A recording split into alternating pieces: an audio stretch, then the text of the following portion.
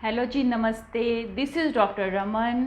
आज हम बात करेंगे लो बीपी के बारे में, जिसे हाइपोटेंशन कहते हैं। इसके बारे में हम पहले इसके रीज़न फाइंड आउट करेंगे, किस वजह से बीपी लो रहता है, और अगर हम इसे इग्नोर करते हैं तो क्या कॉम्प्लिकेशंस हो सकती हैं, और इसके साइन एंड सिम्टम्स क्या हैं, और एंड में जो है हम अपनी डाइट में क्या ऐसा इंक्लूड करें जिससे कि जो है हमारा बीपी नॉर्मल रह सके। राइट। सबसे पहले हम बात करते हैं कि हाइपोटेंशन होता क्या है। जो नॉर्मल बीपी होता है वो है 120/80 mm ऑफ Hg। राइट। पर जब बीपी लो हो जाता है तो जो ब्लड वेसल्स में ब्लड की सप्लाई होती है वो कम हो जाती है, जिससे कि जो ऑक्सीजन एंड न्यूट्रिशन जो है हमारी ब्लड वेसल्स के थ्रू हमारे सेल्स में जो जाता है वो उसे मिल नहीं पाता, जिससे कि हम लो फील करते हैं और कई बार चक्कर आने भी शुरू हो जाते हैं और हेडेक भी होना शुरू हो जाता है। किसी किसी को नोज़िया और वॉमिटिंग भी हो जाती है। राइट। तो ये जो सिम्टम्स हैं ये माइल्ड सिम्टम्स हैं। ऐसे सिम्टम्स को हम घर पर ट्रीट कर सकते हैं अगर हमारा बीपी 90/60 तक है, 90/60 से लो नहीं है।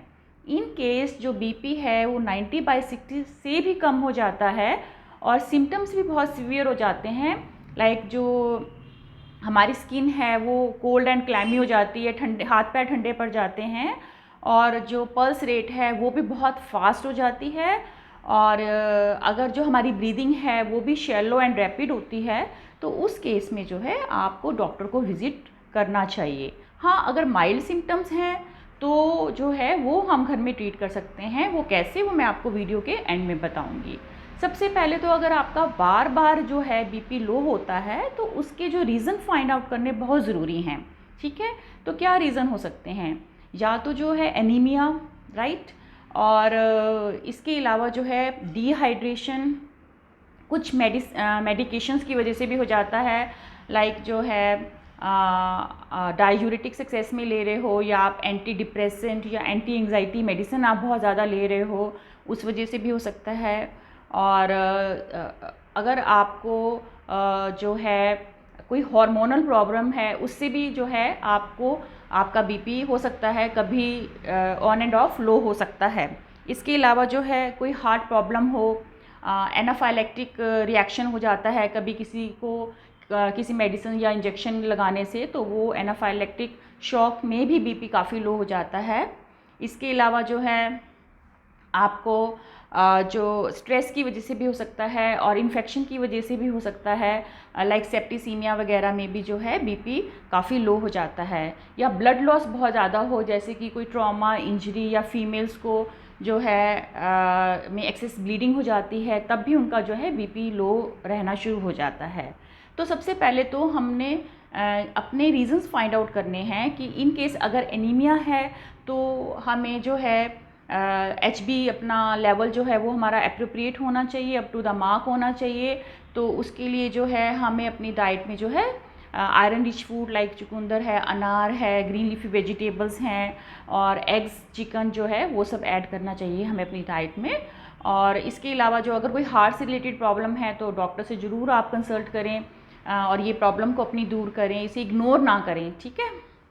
अच्छा, इसके अलावा क्या होता है, कई बार प्रोलॉन्ग स्टैंडिंग में भी जो है बीपी लो हो जाता है अगर हम बहुत लंबे टाइम तक खड़े रहते हैं। स्पेशली बच्चों में होता है, जिसे हम कहते हैं NMH, न्यूरली मेडिएटेड हाइपोटेंशन। तो उसमें क्या होता है, जो फ्लो है वो हार्ट में उतना नहीं रहता ब्लड का, वो लेग्स में जो है ब्लड का फ्लो जो है वो ज़्यादा हो जाता है, तो हार्ट ने ही सप्लाई करना होता है ऑर्गेन्स की ओर। तो उस वजह से जो है कई बार बच्चे फेंट हो जाते हैं और बीपी जो है वो लो हो जाता है अगर वो काफ़ी देर तक खड़े रहते हैं। तो उस केस में बच्चों को जो है ORS दिया जाता है, और जो है उनको लिटा के उनकी लेग्स जो हैं वो रेज़ की जाती हैं थोड़ी देर के लिए, ताकि जो फ्लो है वो हार्ट और ब्रेन की ओर रिटर्न कर सके। ठीक है। इसके अलावा एक होता है post prandial hypotension. Post prandial hypotension में क्या होता है कि जो अगर बहुत हैवी मील लेते हैं, ये एडल्ट्स में होता है मोस्ट ऑफ द टाइम, तो जब हैवी मील खाते हैं तो उसके बाद जो है बीपी लो हो जाता है, तो इसे कहते हैं पोस्ट प्रेंडियल हाइपोटेंशन। एक होता है ऑर्थोस्टैटिक हाइपोटेंशन। उसमें क्या होता है कि कई बार क्या होता है कि हम जैसे काफ़ी देर तक सोए और एकदम से उठ के चलने लग जाते हैं, तो उस केस में भी जो है बीपी लो जैसा फील होने लग जाता है। तो कभी भी जो है जब आप बहुत देर तक सोते हो तो उठो तो एकदम से मत चलना चाहिए। स्पेशली जो हैं अडल्ट्स हैं, उन लोगों को 1 सेकेंड बैठ के अपनी बॉडी को बैलेंस करके फिर खड़े होके फिर उनको जो है फर्दर मूवमेंट करनी चाहिए। तो इस तरह से जो है ऑर्थोस्टैटिक हाइपोटेंशन से हम बच सकते हैं। ठीक है। अच्छा, अब हम अपना अगर बीपी लो होता है और तो हमें क्या करना चाहिए। देखो, अगर तो बीपी आपका लो है और आपको माइल्ड सिम्टम्स हैं तो आप अपना घर में ट्रीट कर सकते हो। आप कॉफ़ी पी सकते हो। कॉफ़ी जो है वो हमारे नर्वस सिस्टम को स्टिमुलेट करता है, तो जिससे कि बीपी जो है वो लेवल पे आ जाता है। इसके अलावा मुलट्ठी का बहुत अच्छा रोल है। मुलट्ठी यानी कि लिकोरिस, उसमें जो है एक ग्लाइकोसाइड कंपाउंड होता है जिसे कहते हैं ग्लिसराइजिन। ठीक है, वो जो है ब्लड फ्लो को इंक्रीज़ करता है। तो आप मुलट्ठी का काढ़ा बना के पी सकते हैं। इसके अंदर तुलसी के पत्ते डालो और मुलट्ठी डाल लो और थोड़े से आप ब्लैक पेपर के दाने डाल लो 2-3 क्रश करके। तो ये बहुत इफ़ेक्टिव है आपका जो है बीपी को नॉर्मलाइज करने में। ठीक है। अगर डिहाइड्रेशन की वजह से हुआ है तो उस केस में जो है ORS जो है वो भी बहुत इफ़ेक्टिव है।